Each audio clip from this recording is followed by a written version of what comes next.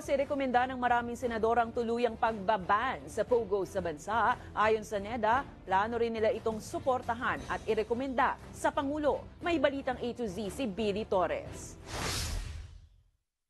Mas malaki ang negatibong epekto kaysa sa benepisyo. Yan ang itinataas sa punto ni National Economic and Development Authority Secretary Arsenio Balisacan sa pagkakaroon ng Philippine Offshore Gaming Operator sa bansa.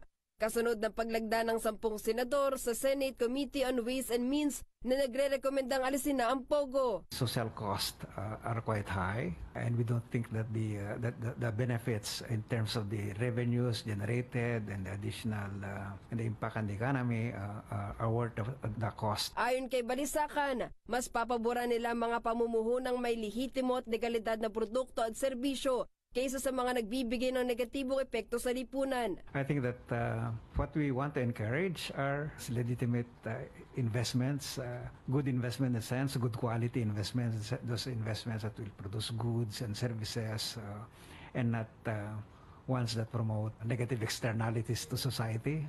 Kumpiyansa rin anya ang NEDA na kakayanin ng bansa kahit walang kita mula sa Pogo gaya na lamang ng Thailand at Indonesia. Look at Thailand, look at Indonesia, look at all these other countries around us. They don't depend on those kind of businesses. Paglilinaw naman ito, posisyon pa lamang ito ng NEDA. Pero kung siya ang tatarungin, ito rin ang magiging rekomendasyon kay Pangulong Ferdinand Marcos Jr.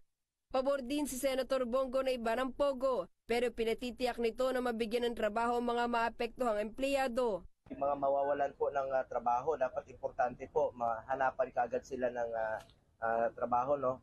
Base sa datos ng Philippine Amusement and Gaming Corporation, mayroong 32 lisensyadong Pogo sa bansa. Para sa Balitang A to Z, Billy Torres.